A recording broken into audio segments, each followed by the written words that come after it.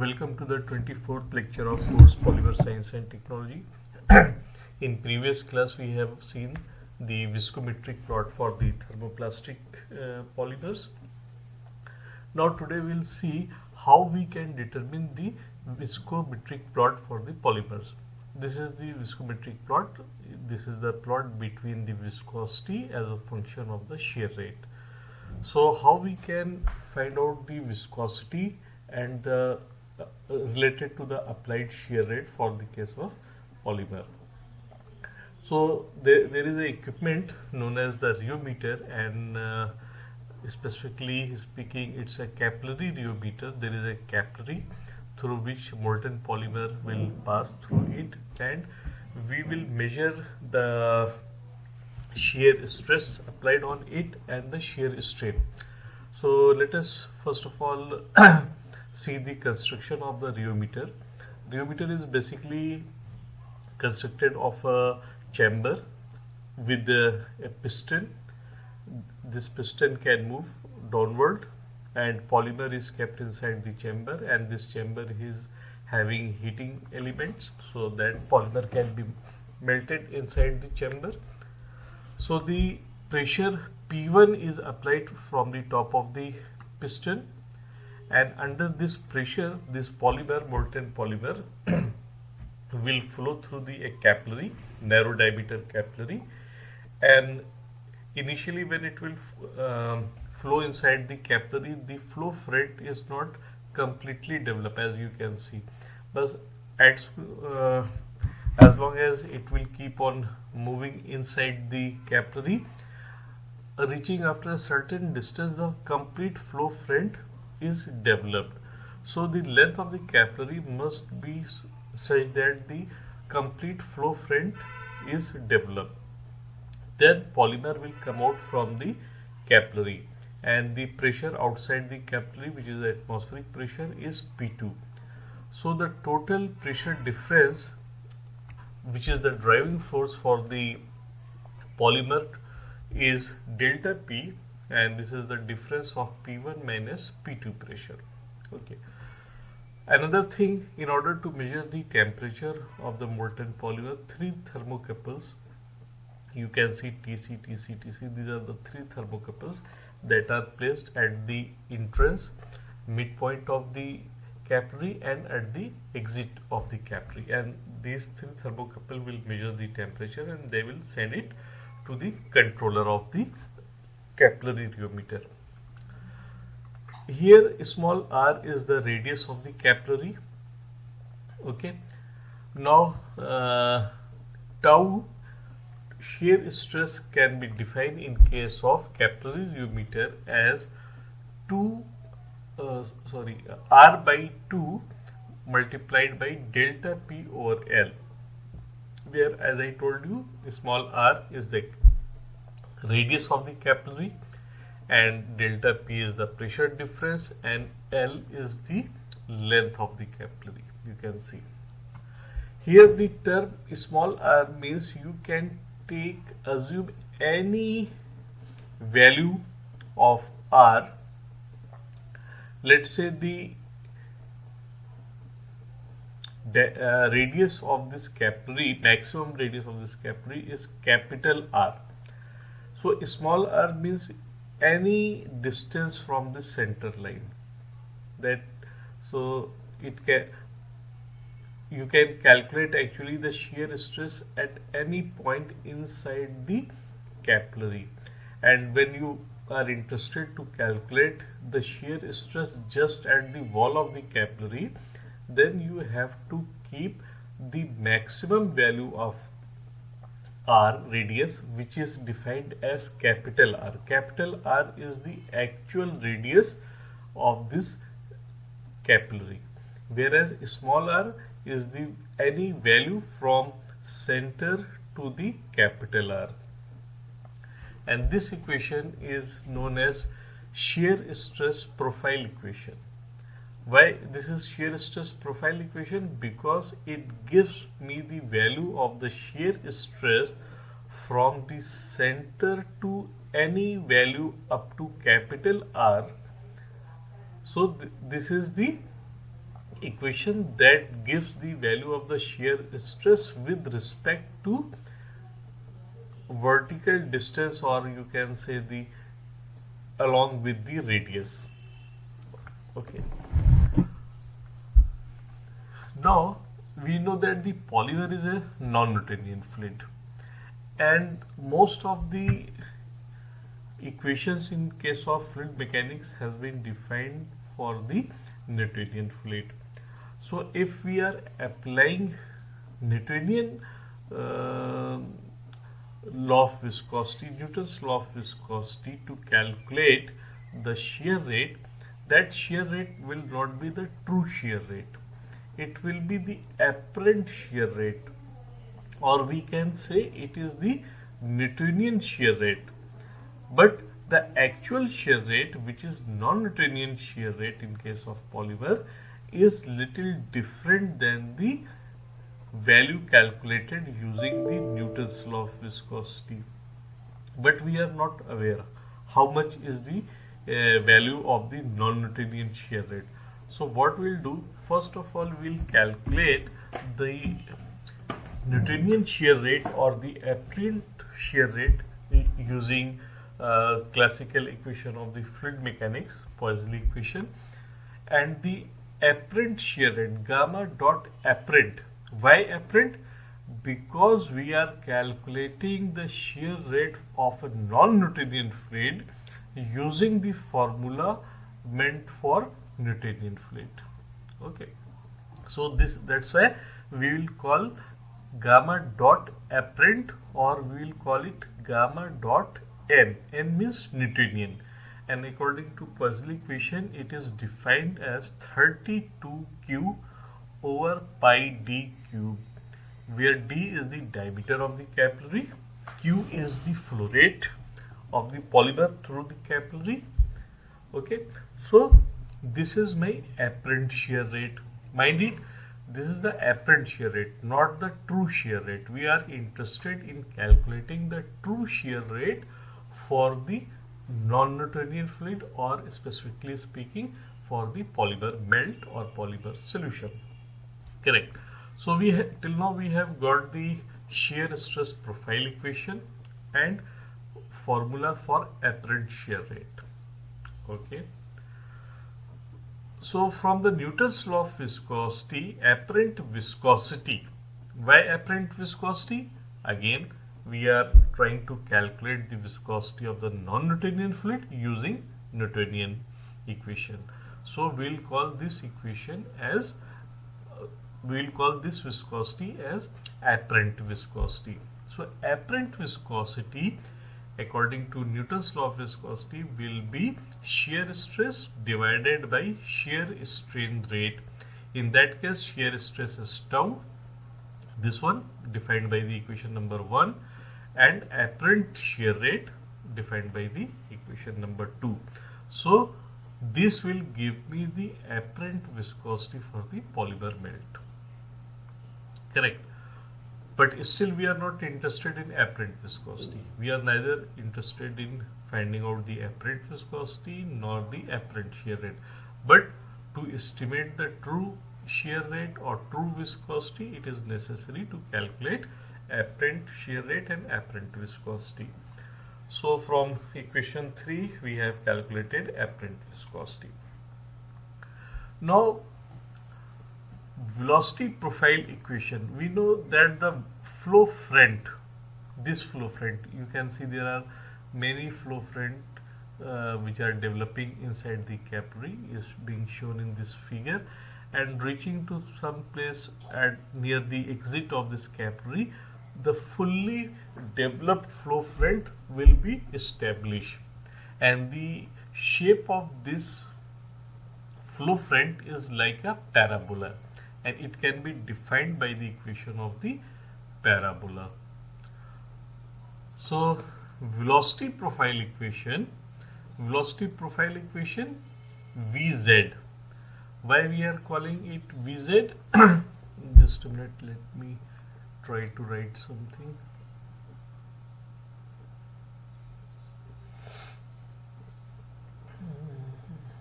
This is the pencil. Okay,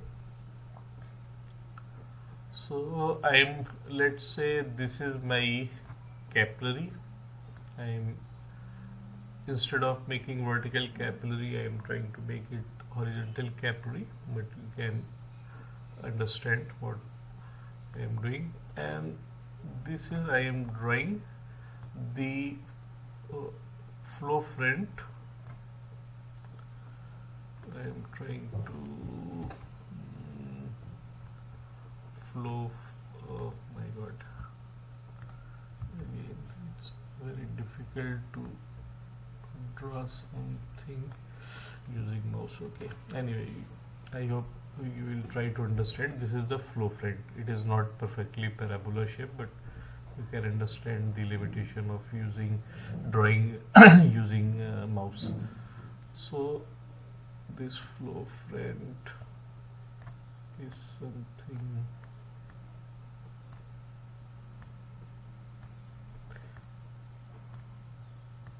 These are the arrows that I am showing.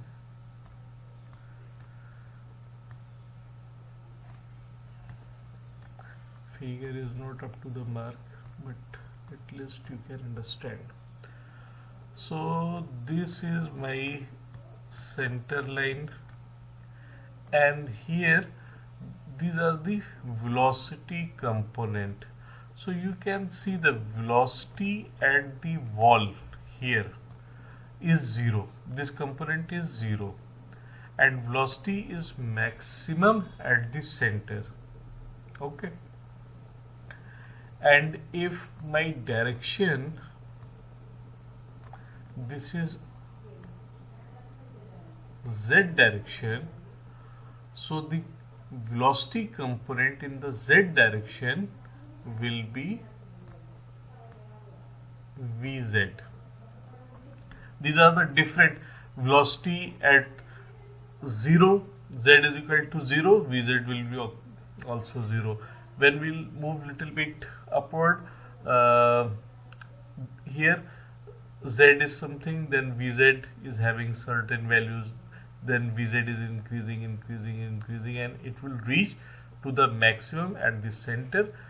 Then again it will start decreasing as we will move towards the another boundary. Okay, and reaching to this boundary, upper boundary, again it will become 0. Okay, so the velocity at the wall of the capillary is 0 and maximum at the center. So here the velocity profile equation is given as Vz is equal to delta P. You know delta P, this is my P1 and this is P2. Okay, so the difference of the inlet and outlet pressure is the delta P. Capital R is the radius. This is my, sorry, capital R. This is the capital R. And what is small r? Any value. If I am interested to calculate the shear stress at this point, so this is my, it will be small r. Okay, so delta P capital R square over 4 times mu L multiplied by 1 minus small r over capital R to the whole square, bracket close. This is the equation of a parabola. Okay, this is the equation of a parabola. So we have developed this velocity profile equation also. Okay, actually there is a long derivation for the establishment of velocity profile equation which is beyond your course, and I am not giving the detailed derivation of Vz. This is just the outcome or the result of that derivation. So you should just remember this. You need not to go for the entire derivation for the capillary rheometer. So we have, till now we have got the velocity profile equation. Now what will be the true viscosity? True viscosity will be the shear rate divided by true shear stress divided by true shear strain rate. But we don't know the true shear strain rate, we only know the apparent shear rate. So in other terms, we can say this will be del V over del, you have understood already that shear rate is velocity gradient del U over del Y. Here instead of del U, it is del Vz, and instead of del Y, since I am talking about the cylindrical coordinate, so del Y is here in terms of del R. Okay, and this non-Newtonian fluid is not obeying the Newton's law of viscosity, then a power law index small n is there. So this will give the shear rate for the non-Newtonian polymer melt, but mind it, still we are not aware about this gamma dot true value. Okay. Now moving further, the gamma dot true, this value, is further established as 3 by 4 gamma dot apparent. Gamma dot apparent we have calculated in equation number 2, plus tau W. What is tau W? Tau W is the value of the shear stress at the wall of the capillary. Just look at this. This is the equation of the tau. Shear stress anywhere inside the capillary. Whatever value of small r you will put, you will calculate the shear stress value at that particular location. But if in this equation, instead of small r, if you put the value of capital R, which is the actual radius of the capillary, then you will be calculating the shear stress at the wall of the capillary tube, and this, in that case, it will be termed as tau W. So that is what we have used here, tau W by 4 d gamma dot apparent by d tau W. And this is very important relationship which is known as Weissenberg-Rebowswich-Mooney equation. This is a very famous equation in polymer rheology, so you should remember this. So gamma dot apparent we are aware, tau W we can calculate, but how to find this differential term? Okay, this differential term we can find with the help of experimental data. What experimental data? You have to make a table like this. So for first measurement, there are several measurements. You will do at least 5-10 different measurement. So what you will do, you will measure the delta P value for your first experiment. You will set some P1 value and you will measure the P2 value.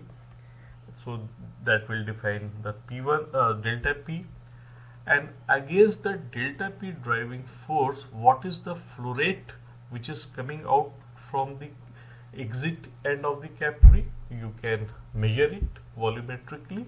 You can measure with the help of some flow meters, or you can measure with the help of weighing balance and convert in terms of the volumetric flow rate.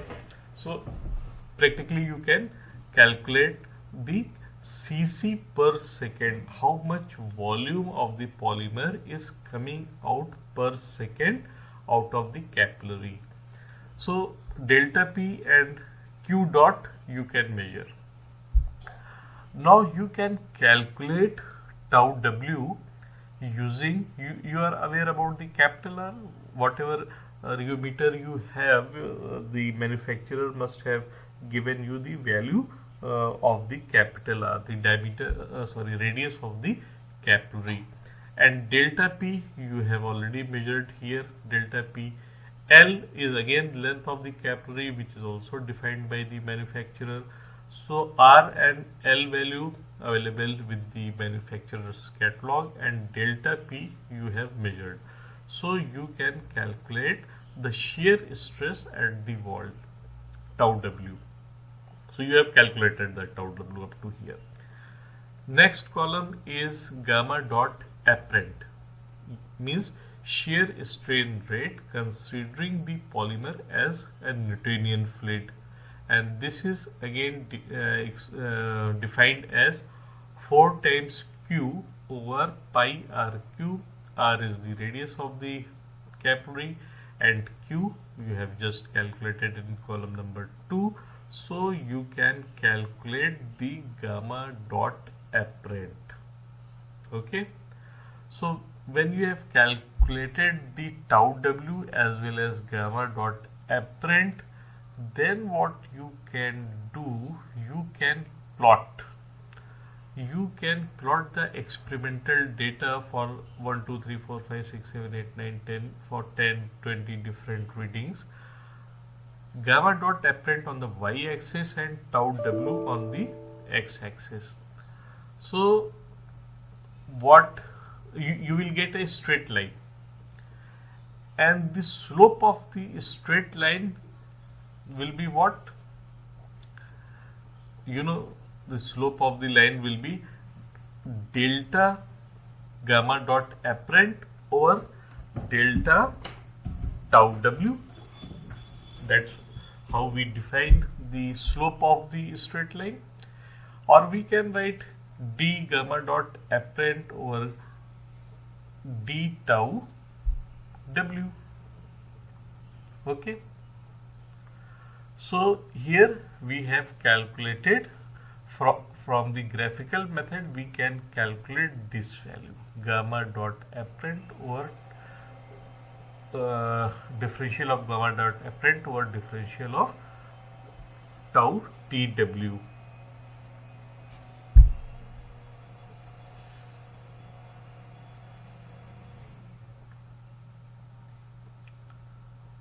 Okay.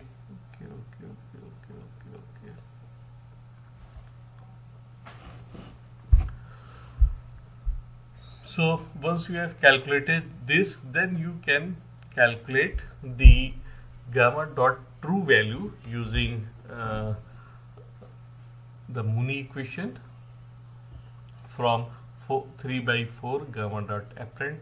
Here in column number 4 gamma dot apparent value is available, plus tau W over 4 tau W value is available in gamma column number 3, then all multiplied with del gamma dot apparent over del tau TW, and this what we have calculated with the help of slope of the straight line. So this slope of a straight line is going to give you this value. So we can calculate the gamma dot true value. Once we have calculated the true shear rate for polymer melt, then we can easily calculate the viscosity of polymer melt, which is defined as TW, tau W over gamma dot true. So here we will calculate the true viscosity of my polymer melt, and in this column true shear rate. So when we'll plot true shear rate versus true viscosity, we'll get the viscometric plot for the polymer. This plot true viscosity of the polymer versus true shear rate of the polymer, then we'll get this kind of plot, and which is known as the viscometric plot. So in this lecture I have explained how to calculate the viscometric plot for the thermoplastic polymer. I hope it's clear. Now next is the rheological model. As we discussed during the derivation of capillary rheometer, at this stage that gamma dot true, which is nothing but del u over del y, in case of cylindrical coordinate it will become del vz over del r to the power n. So what is this value of n? If n is 1, then it will become Newtonian fluid. If value of n is anything else than 1, then it will be a non-Newtonian. So what is the concept of this index? Let us see here. So for non-Newtonian fluids, lot of scientists have given different models. Models means mathematical equations defining the non-Newtonian fluid. For example, Newton's law of viscosity is also a mathematical model that defines the Newtonian fluid. And to define non-Newtonian fluid, we should have some mathematical expression.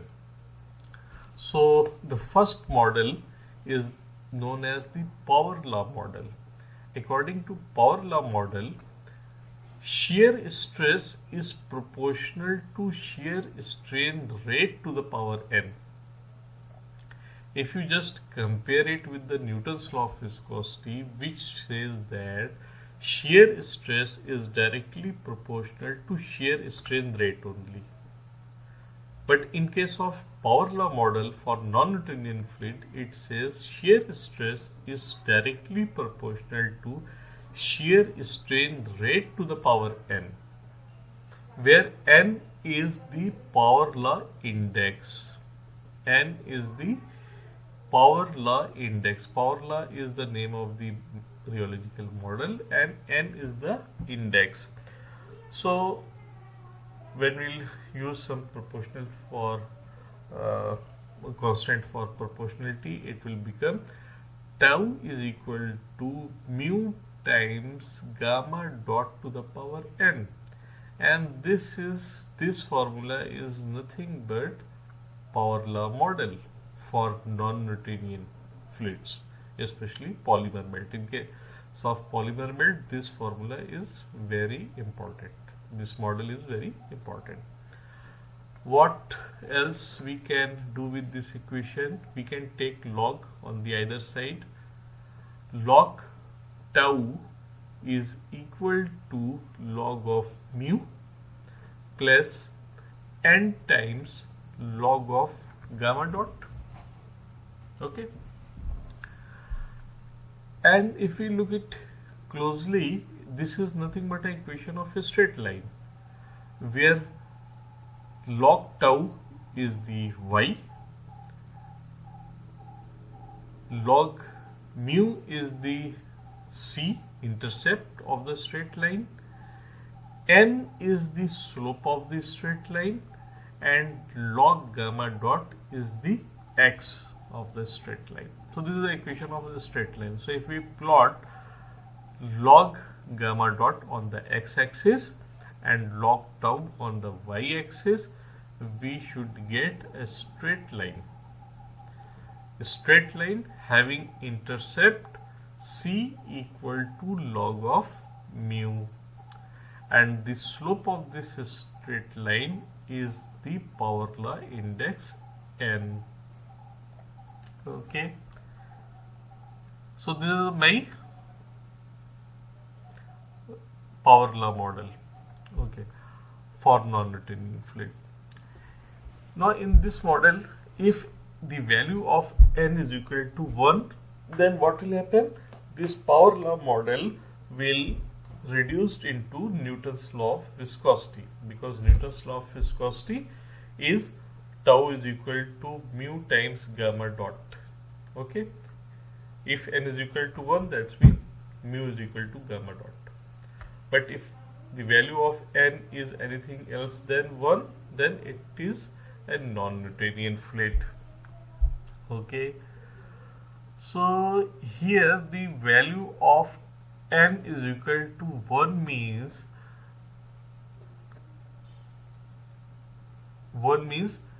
the angle is 45 degree, because tan 45 is 1.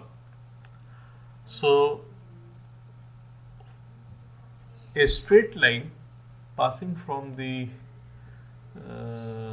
not necessarily from the origin, a straight line having slope of 45 degree, we can say that is the equation, or that is the straight line representing the Newtonian fluid. Okay, but if the angle is anything else than 45 degree, then it will be a non-Newtonian fluid. So let us see, if the value of n is less than 1, then in that case it will be a shear thinning fluid, means its viscosity will reduce with the increase in the shear rate. And if the value of n is more than 1, it will be a shear thickening fluid, where viscosity will increase with respect to shear strain rate. And we can also assume a third case where n is equal to 1. When n is equal to 1, then it will be a Newtonian fluid. Okay, so this is what I have plotted here, log tau versus log gamma dot. The value of n less than 1 means the angle will be less than 45 degree. Okay, any angle less than 45 degree will tell you that this particular fluid is shear thinning fluid, non-Newtonian and shear thinning. And any value of n more than 1 or angle more than 45 degree will tell you that this particular fluid is a non-Newtonian fluid and shear thickening fluid. Okay, so I think it's clear, and we will end up this lecture here. Thank you for your patient hearing.